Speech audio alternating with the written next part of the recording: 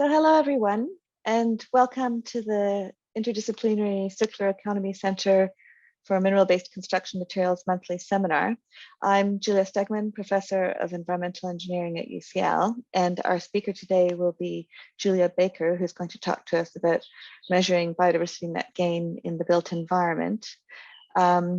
We'd like to get we try to keep these sessions short so that people can keep them within their lunch hour. So we try to get started fairly promptly, although I think there are people who are still joining, but I'll get through the sort of introductory bits. So that the meeting is being recorded. If you don't want to appear in the recording, then please keep your camera off. As I said, it's going to be a short presentation, 15 to 20 minutes by Julia Baker, the other Baker, who's our Julia, who's our presenter today. And you can join the discussion by raising your hand after the presentation, or you can also submit questions via the chat at any time. And we're going to make the recording available and email it to you and share it on our social media early next week. We're honored for this presentation to be part of the Re-London Circular Economy Week, which is this week, and just want to draw your attention to some of the other activities that they have going on. There are some presentations on Wednesday and Thursday related to construction in the built environment, about a new label for reuse, carbon emissions in cement and concrete, circular buildings, steel reuse, and driving the circular transformation through cradle-to-cradle certification. So I think we're going to continue now with the presentation, and I'd like to introduce Julia Baker, who is the Technical Director of Biodiversity at Wood Environmental. And Julia has led a variety of biodiversity net gain developments, including highways, railways, power transmission, and housing, from large to small scale in both urban and rural locations. And she's the lead author of the UK's Good Practice Principles for Biodiversity Net Gain, and runs professional training courses on biodiversity net gain and metrics. So we're very pleased to have Julia speak. If we can, maybe you can share your screen. Share my slides, yes. Yeah. Let's just bring them up. Yeah.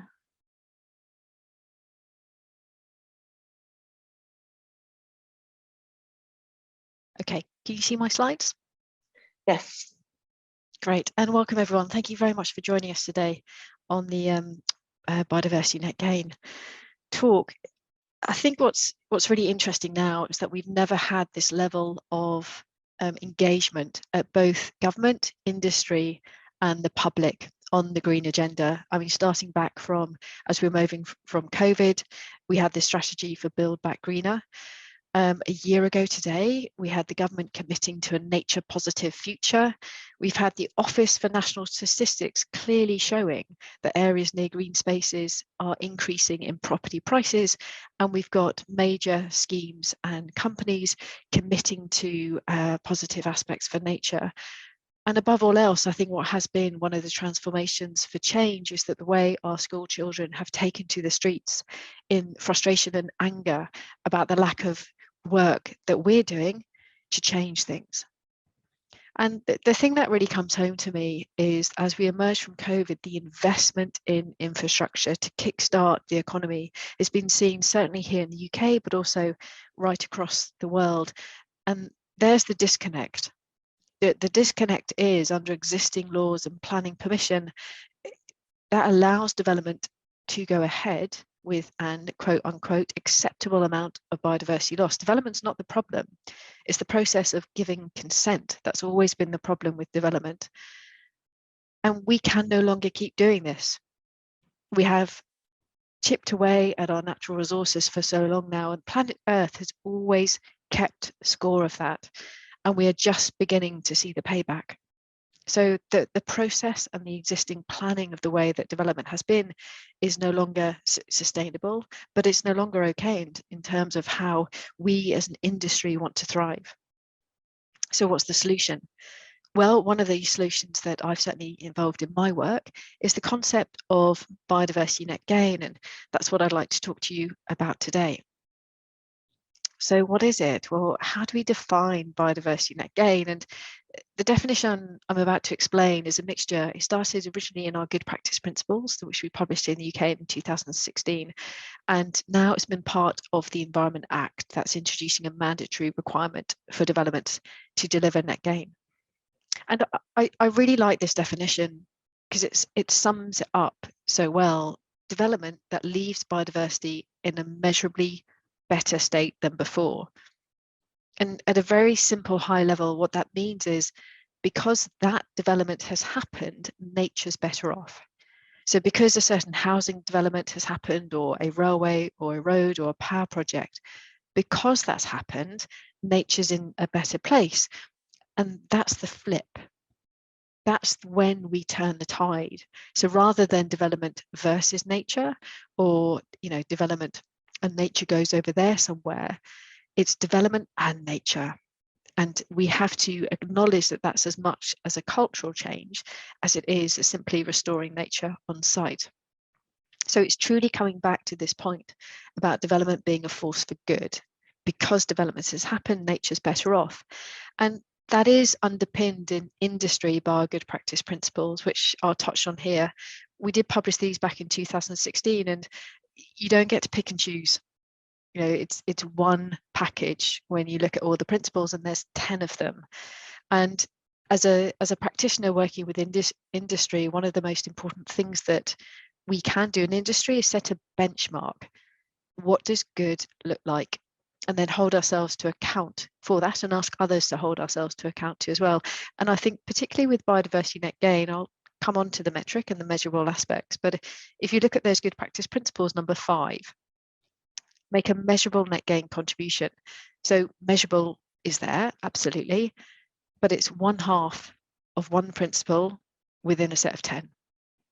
So yes, measurable outcomes are important, but they're not everything. Just briefly then about the Environment Act that I mentioned. So what's been interesting here in the UK is the way that biodiversity net gain started very grassroots. We had voluntary, those good practice principles that we published in industry, and we had a few big players commit to biodiversity net gain and start to make progress on it. Now, while I think grassroots is certainly the way to start, because that's the momentum and motivation that you want, we're now reaching a stage when there's inconsistency. People are doing slightly different things, measuring biodiversity in slightly different ways. So the Environment Act, which is introducing a mandatory approach, is absolutely the right time for us, because it brings in that level playing field. And it also defines biodiversity net gain, so it brings in that consistency. And 98 and 99 there you can see on the screen, they're the different ways that biodiversity net gain is going to be introduced into the consent system. So 98, that's planning permission, and that's under our Town and Country Planning Act. 99, there's the big stuff, the nationally significant infrastructure projects, and they have to go through development consent orders. The rather clunky phrase in the Environment Act is the biodiversity value post-development is at least 10% more than pre-development. So that means that you measure your biodiversity value and you have to have a minimum of a 10% increase. Now that's the numerical definition of biodiversity net gain. Your biodiversity value is a minimum of a 10% increase. And how do you measure that? Well, the government, through Natural England, is publishing a biodiversity metric. We have a version out at the moment, which I'll show you, but the version that will be part of the mandatory requirement will be published next year. But it's not just about the 10%. That 10% will be secured for at least 30 years. And there's a variety of options, on-site, off-site, or as a very last ditch approach, the last resort. Developers will be able to purchase credits from the government. But let's come back then to measurable and to the biodiversity metric. I think it's important to note, we cannot put a single number on nature. We're not saying otherwise. We know that metrics are based on proxy indicators. It's biodiversity, right? So the choice is, well, what indicator do we use? And we've got to be really smart with that, because it's a way that is pragmatic and practical to collect the data to feed it to the metric, but also a good enough indicator that gives us a reliable sense of change, the direction of travel from before and after development. And Natural England have chosen habitats. So the way the metric works is that you collect various information on habitats, you run it through the metric, and it identifies the change from before and after a development. But the metric is all about habitats, and that has a direct influence on the design and delivery of biodiversity net gain when it comes in practice. While there needs to be, and indeed must be, ecological integrity behind biodiversity net gain, behind biodiversity net gain designs, and while we need to follow that mitigation hierarchy of avoiding impacts as much as possible, what that means is essentially there's two options to achieve net gain. It comes down to, pretty simply, well, we're going to deliver more habitats than we had to start with, or we'll make existing habitats better, and for that we need space. It's not okay to squeeze nature into a corner and expect it to be okay. It's not okay to have the development here and then let's have these little patches with wildlife over there. That's not net gain. Net gain is fundamentally about creating more habitats and better habitats as part of the development. And the best thing that we can do is talk about that really early on and make space for nature. So it's about habitats. It's about turning the tide and thinking about the hard engineering infrastructure, but placing nature in the heart of everything that we do. And essentially it is about good design and management plans, and then the metric. I will spend time on the metric, but what I really want to get across in the meeting today is that essentially we won't win this. We won't do biodiversity net gain if we have a metric that's not based on fundamentally good design and a management plan. And sadly, I've seen too many metrics that promise absolutely everything, whereas you get on site, it's not what it seems in the metric. So it has to be about good design. Okay, so how does the metric work? We survey the habitats, or the ecologists survey the habitats and collect all the information that they need. They will then run that through the metric. And interestingly, right, the metric has 3 boxes. So the green box, that's where you put your habitats that you measure in hectares. So woodland, grassland, scrub, those kind of things. The brown box, that's your hedgerows and line of trees. They're your linear features. They go in the brown box. And yes, you've guessed it, the blue box are your river habitats. So you enter your data into the metric and it calculates what's called biodiversity units. And you get that unit value before the development. And it's separated out, blue box, brown box, and green box. So you get that separation in terms of your baseline. We then apply the mitigation hierarchy through good design. And I want to come back to this 10%. So the 10% is actually pretty specific. It's 10% in habitats, in the area-based habitats, the habitats in your green box. Separately, it is 10% in habitats in the brown box, the linear features. And then separately, it's 10% in your river-based habitats. And you can't mix and match. You know, you can't have 5% increase in your green box, 5% in your brown box and say, well, overall, you know, I mean, you can't add percentages, but surely that's a 10%. It doesn't work like that. It's separately, it's pretty specific the way the metric works. And having run through biodiversity net gain on, you know, on industry and quite a few years now, and working with the way that such an exciting time, policy is being developed as well as we're doing this. You know, we're physically working with biodiversity net gain projects, and running alongside us is a policy discussion. And I just wanted to bring a few kind of lessons learned to the talk today from that. We have to invest in the skills and training across the board. We really, really do. If we're expecting the sea change for development, we're expecting development to turn from development versus nature, from development that's given consent with some biodiversity loss, from development that's all about mopping up the damage, to development that's a force for good, and that's based on habitats, that's using these different habitat classifications. We have to recognize that that's not just about persuading the development, developer rather, that's about training the engineering teams, the ecologists, the landscape architects, because so many people are involved with Biodiversity Net Gain to make it truly happen. And there's that aspect. I think a lot of the talk about Biodiversity Net Gain has been, well, will developers pay for it? And actually, it's one of the greatest challenges that we face here in industry, particularly for our ecology industry, to really take this on board. And this piece there, the screenshot that I'm showing on the left, that's what's called the UK habitat classification. And that's quite detailed. You have to go through a series of steps. Then you have to directly translate it into the metric habitats. And that takes skill. You know, it's not a basic thing. And we have to invest the skills and training to do that.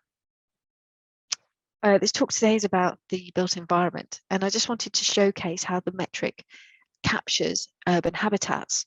And that's a list.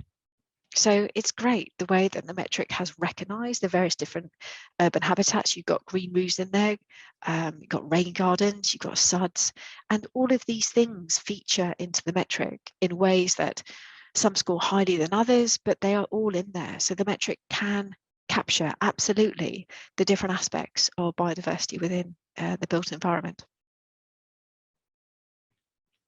I think the other thing as well is, I mean, you know, there's loads of digital innovation. That's normally something that always pops up whenever I talk to my engineering colleagues, and it's certainly true. But we really have to recognise the way that this can transform industry. We're looking for that sea change, that flip within development. And a lot of people talk about, you know, collecting vast amounts of data for the metric, and that's important. But the point is, how do we embed all that data about habitats into the core aspects of a design? Because if it's still something that the ecologist does over there somewhere, or, oh, there'll be a landscape plan coming alongside that, we won't truly win this. Biodiversity Net Gain has to be about nature up front and centre in terms of what the engineers are using, what the architects are using. So it's that translation and ways of embedding ecological habitat data right in the heart of the design. I mentioned Biodiversity Net Gain involves so many people, and there's certainly a wonderful way that in Biodiversity Net Gain, when we look just more than our 10%, how can our 10% mean something locally? And that's clearly in the good practice principles, because it's talked about designing net gain that delivers on nature conservation priorities. And that's something that I really love here in the UK, in England. You don't have to go very far until you'll come across a biodiversity action plan, or we're now moving towards nature recovery networks, or conservation target areas, or biodiversity opportunity areas. Every area has their plans and ambitions for nature. And that's the trick. You know, that really is the way that us and developer can say, well, look, we're looking for a biodiversity net gain in woodland. How can we contribute to the action plan for Leeds? Where do they want to plant woodland to increase maybe tree cover within cities? What is our contribution? So that's one of the key questions with biodiversity net gain. Yes, achieve the 10%, but have you done that in ways that make a contribution? And that's also important. We are looking at including nature within the heart of a development, and we've got to be careful. You know, sometimes the nature that people like are actually a pretty basic park where they have picnics, or kick a football around, or walk their dog. So this comes back to really good design, and the metric won't do that. But we can do that if we think about the two combinations early: space for nature, space for people to access green spaces, and include that right from the start. Talking about starting early, there's this really interesting trick within the metric that I'd like to go through with you. So when you set the landscape, when you set what's going to happen within the metric, so after development, we'll create woodland, we'll enhance grassland, we'll retain and enhance an area of reed, for example. You set what's called a time to target condition, and that pops up on the far left there. But then you tell the metric the number of years in between clearing habitat for a development and then starting the net gain activities. The longer the time lag, the more the penalty to the developer. The more the penalty, the higher the cost. And I'm so excited about this, because it really makes a difference to the numbers, and I think it will really kickstart that change in development that we need. So just say, for example, this is really quick, habitat clearance in 2022, right? Standard development project, you're on construction site, you're building your housing development, the last thing you do is your landscaping, right? So that's 2025. That's a delay of 3 years. How this works in the metric, so go to the left there. So just say, for example, we've got some grassland, and that will take, just say, for example, 3 years to reach its target condition. But we're adding a 3-year delay to that. So the metric's like, well, hang on a sec, Julia, 3 times 3, that's 6. So the multiplier, the penalty, if you like, is based on 6 years, not 3 years. And that adds extra cost to the developer. Let's flip that. So habitat clearance 2022, landscaping. The developer had the foresight to start or invest in the Biodiversity Net Gain project early back in 2017. So that's an advance of 5 years. So we're doing our grassland, and that will take a 3 year to get to its target condition. But we've planted early. We have the advance of 5 years, and that's basically cancelled it out. You know, what's interesting, the best that you can get is no penalty. The metric does have incentives, but in this one, you don't suddenly get an incentive, you just get no penalty. But it does make a difference to the numbers. And I think by Natural England have packed the metric full. So it's not just calculating the 10%. If we use it in smart, clever ways, we will incentivize the right behaviors. And my final point, it's normally at this stage when people think, oh gosh, this sounds big and complicated and a lot of work. Whereas I always come back to encouraging people about, you got to start off with the smallest of measures because they can truly make a difference. We had it was a SUDS upgrade scheme, actually, scheme. It was just full of drainage, and we were coming along to build it. I was working for a contractor, and the client was pretty interested. And they said, well, look, we're just quite interested. Could you run this through the metric? We think we've done okay, and just see what the scores are. So we're like, yes, that's fine. Ran it through the metric, and it came out under like a do nothing for net gain scenario at minus 8.5%. They weren't too happy, and they said, well, look, is there anything we can do? We've locked down the design, we don't have any extra budget, but could you check, is there anything you can do? Let's have a look. So we worked with a brilliant local nursery, and we changed the seed mix.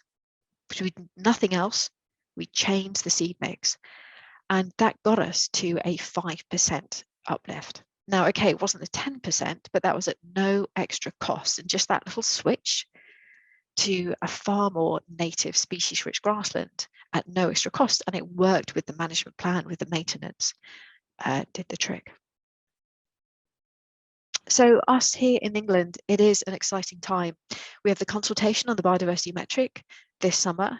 Next year, the metric that will be mandated will be published, and then late 2023, Biodiversity Net Gain will be mandated, Town and Country Planning Act, and also NSIPs, the Nationally Significant Infrastructure Projects. And we know there's going to be a series of updates with the metrics coming through. So this is just the start, and it is a pretty exciting start. But when I think about Biodiversity Net Gain, yes, measurable, absolutely. And we are so lucky that here in England, Natural England have packed the metric full, not just as an accounting tool, but loads of tricks and ways that we can incentivize the right behaviors. But that's only part of it. We really need to recognize, respect, and invest in the skills and training, particularly for my ecological industry, to embrace this. We really need to come to the table with those digital tools and that collaboration piece to make sure that Biodiversity Net Gain really means something, and it's not just an arbitrary 10% behind closed doors. That's all possible when we start early, and my best advice is actually to think and start with the smallest of measures, because they can make a difference. Thank you.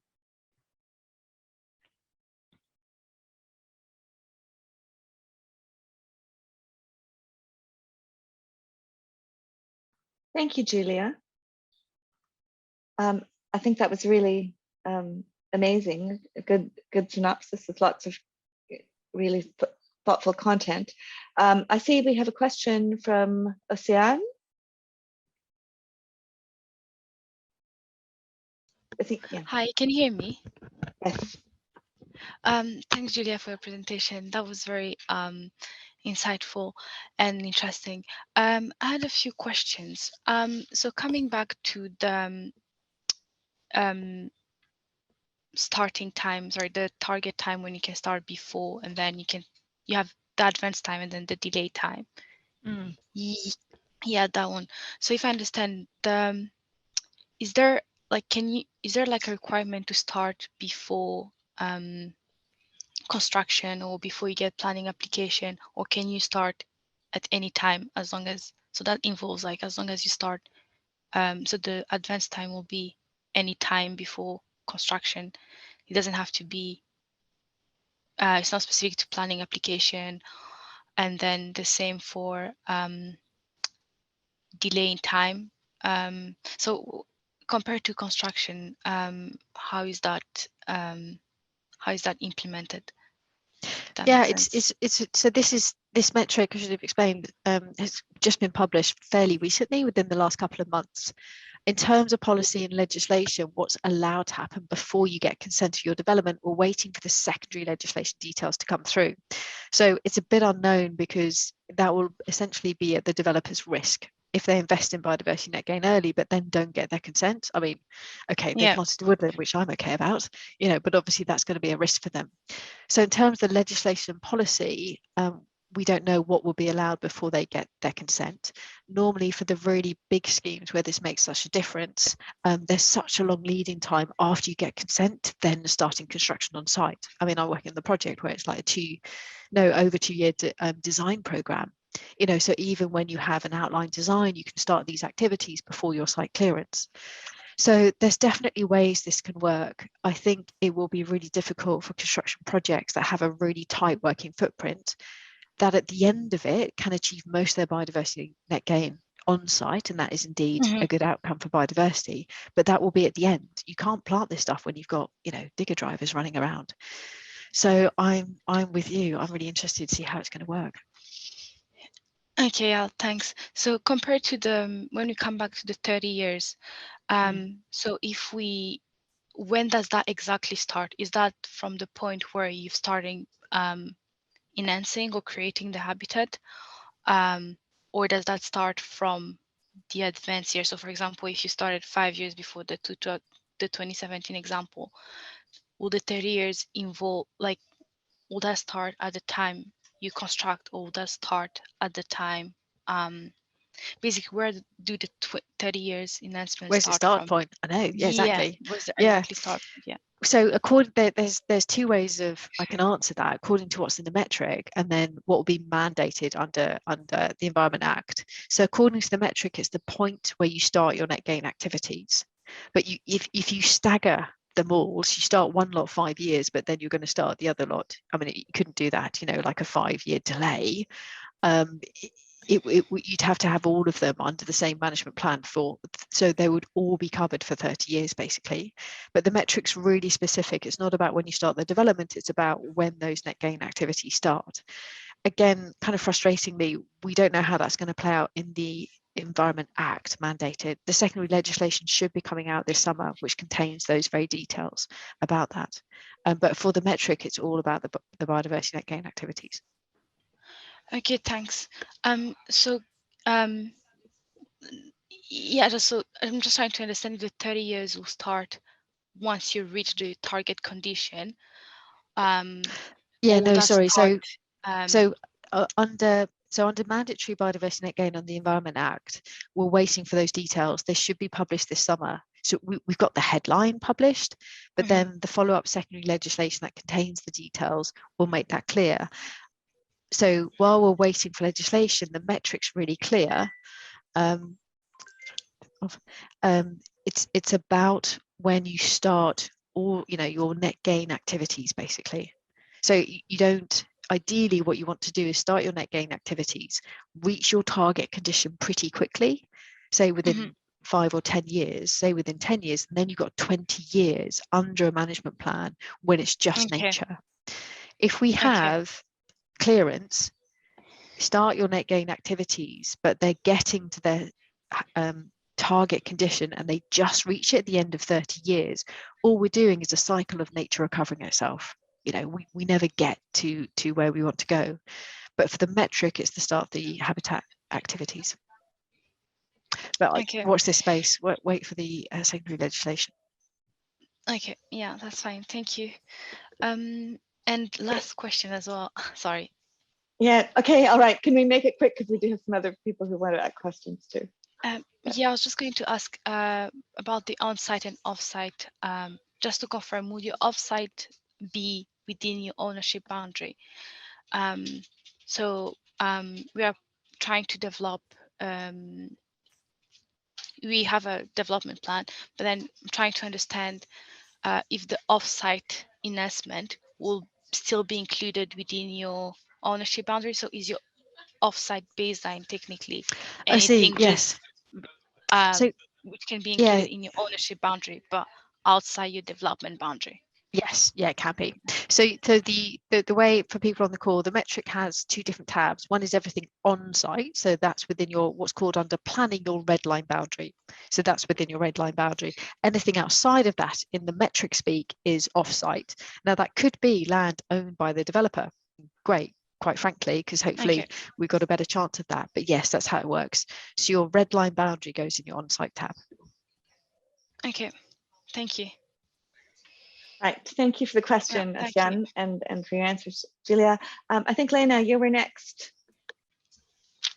Thank you, Julia, and thank you both, Julias. So Julia Baker, I have a comment and a question for you. I'm within the civil engineering department, but I'm a microbial ecologist, and this is right up my street, and I'm very excited that there are things going on at the building industry side of things and legislation as well, as you know, ecologists banging on about how we're all doomed and so on. So my question is that even amongst us ecologists, we find it quite difficult to define net gain. And net gain, you know, how do you, I know you've been talking about metric, but how do you really measure biodiversity net gain? And is a gain always a positive thing?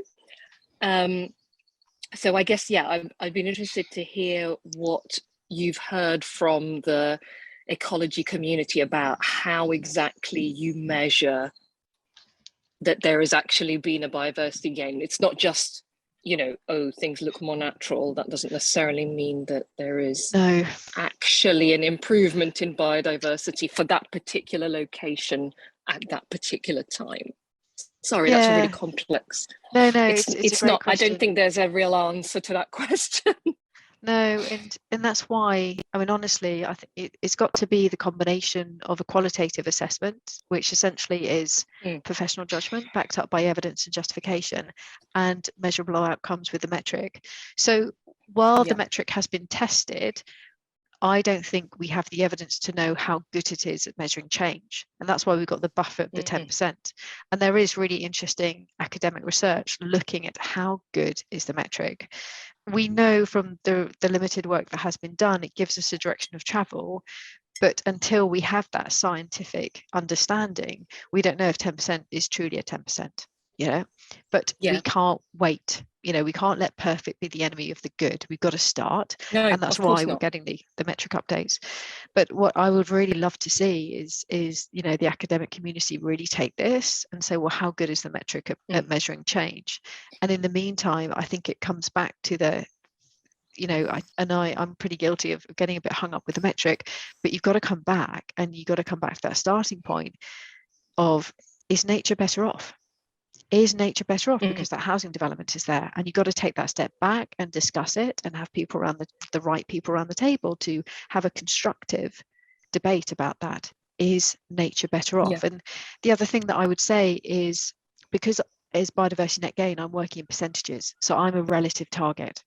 If I'm starting off at a really, really degraded habitat, I'm only getting a 10% increase. So I'll go from a really, really degraded habitat to a really degraded habitat. What we want is biodiversity net gain to sit within a wider target driven space where we have an absolute target. So where are these 10% adding up to that absolute target? And that to me is the point, because otherwise we'll get a little bit of an improvement of a degraded environment, but that's not what we want. You know, we want the full restoration of nature. Yes, absolutely. I'm part of a consortium of people around UCL. We've started a new lab that's going to be on the Olympic site called the People in Nature Lab. And one of the MSCs is, we were going to call it Building for Nature, but we were told that parents wouldn't pay for their kids to go to Building for Nature, but they might pay for urban engineering for nature. So I may get in touch with you to talk about that. I think that please do. No, I'd love to reach out. No, absolutely. I can. Yeah, I mean, it'd be wonderful for the students to, to look at them, to learn about how the metric was put together and how it's going to be rolled out, and even test it out in some of their little projects and stuff. Anyway, I will stop hogging you. Thank you. Jasmine, I think you were next. And then we've got a couple of questions in the chat. I think Lisa's going to hold us to the 45 minutes in total. So we've got 7 or 8 more minutes. So Jasmine, please go ahead with your question. Hi, Julia. I've got quite a quick question. I think it possibly ties in with what you've just said. Is there any variability in the metric or in the survey process depending on where a development is taking place? For example, an urban area that where even laying down some sort of habitats will not necessarily make the changes as quickly as you'd wish because it's been so barren for so long, as opposed to developments in rural areas, which can be seen as possibly being more threatening to wildlife that's thriving. Yeah, there's a couple of ways. It's a really good question. There's a couple of ways the metric looks at that. So firstly, there's this lovely bit in the metric called strategic significance, and that's all about location.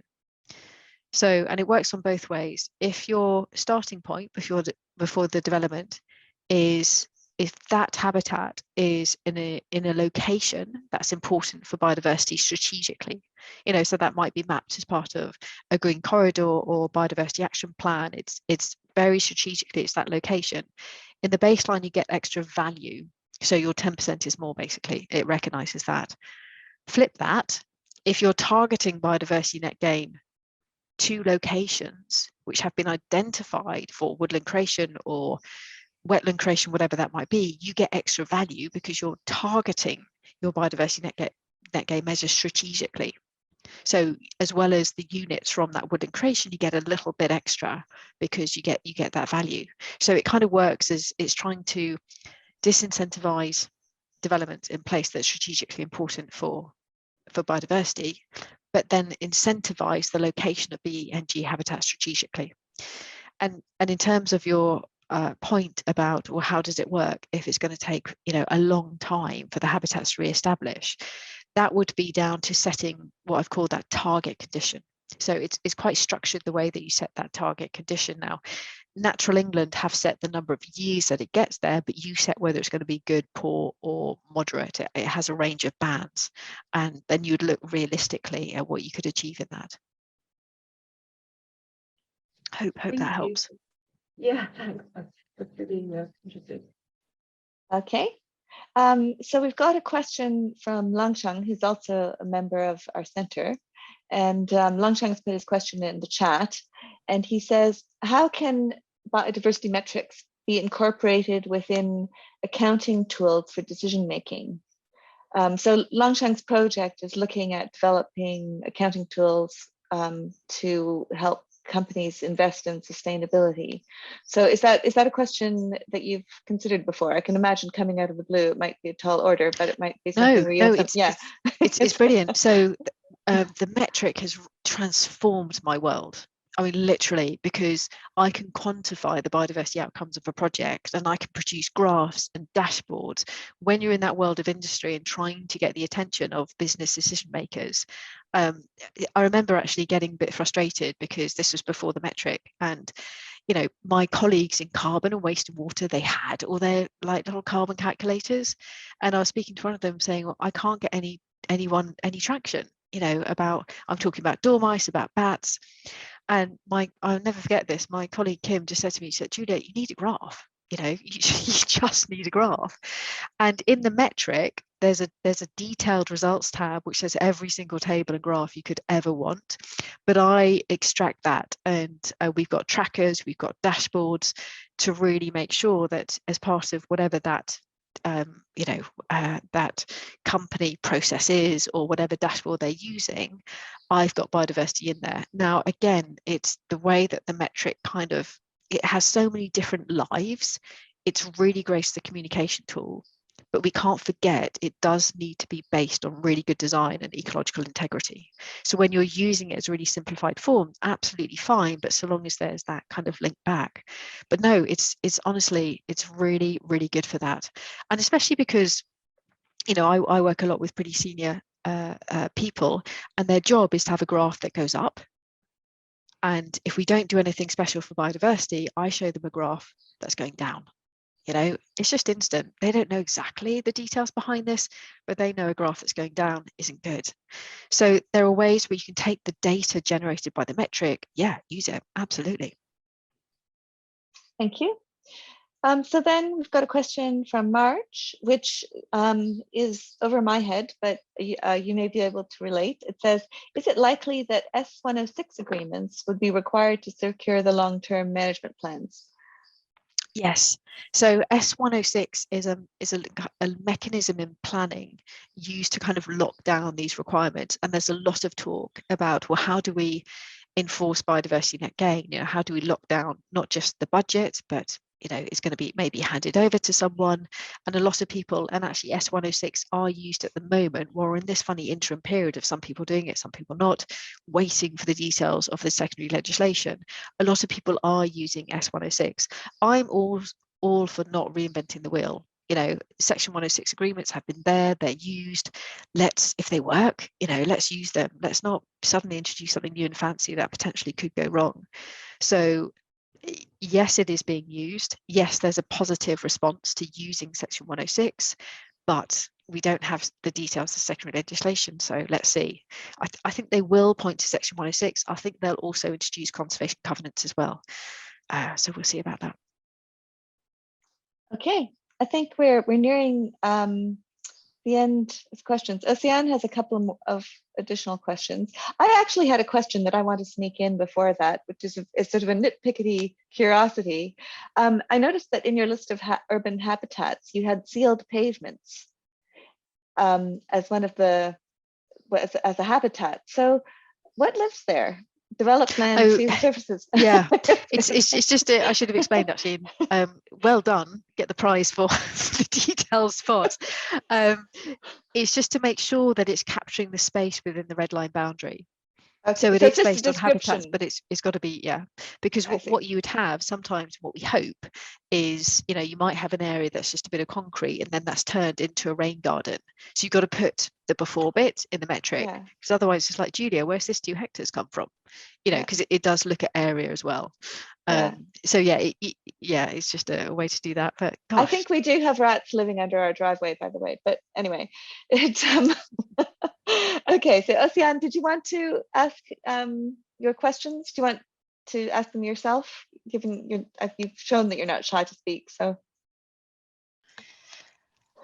Yes. So I was trying to understand if the 10% gain is applied to each type of habitats, or can you choose one habitat to enhance and get the biodiversity net gain plus 10%? And then, so as long as you have your 10% net gain, or is it 10% on each habitat type? So if you have, for example, 3 types of habitat within our development, can we choose open mosaic, for example, to be enhanced, which will give 10%, and then the 2 others are not being enhanced, but we still have the 10% post-development units? Yeah, no, good question. So there's two layers to that basically.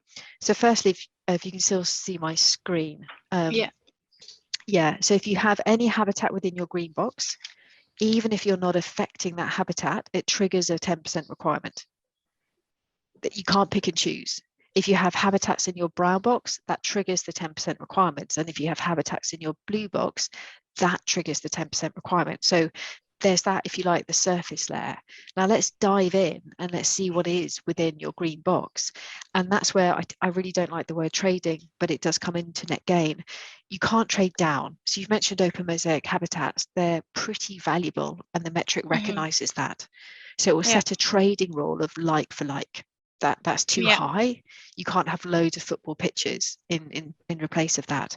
So the metric's built in with these flags, if you like, to say, hang on, no, you've lost a really high valuable habitat there. You've just put in loads of football fields. That's not going to work. Okay. So even the habitats that you're not impacting, you also need to add 10% on that. So everything within your development area has to be enhanced by 10%. Is that what I'm getting? Pretty much, yeah. So within your red line boundary, you might have some habitats that are being lost, some habitats that are being retained. But before the development, you get your unit score, and then it's 10% on that, and then you go through your design. So you can't kind of carve out, okay, that bit's being retained. No, the unit score before the development is everything within your red line boundary. It's great, basically. It's fantastic. What a challenge. Okay, yeah, thanks. Last question as well related to that. Ocean, I'm afraid we have to cut you off. I put my email in the chat, so do keep in touch. I apologize for letting it go over a couple of minutes already, because I know people have to get back to their other activities. So thank you all for attending, and thanks again to our speaker for an excellent presentation and some really good answers to questions. And we hope to see you at the next Circular Economy Center seminar. And thanks very much, everyone. Thanks very much for having me. That was brilliant. Thank you. Cheers.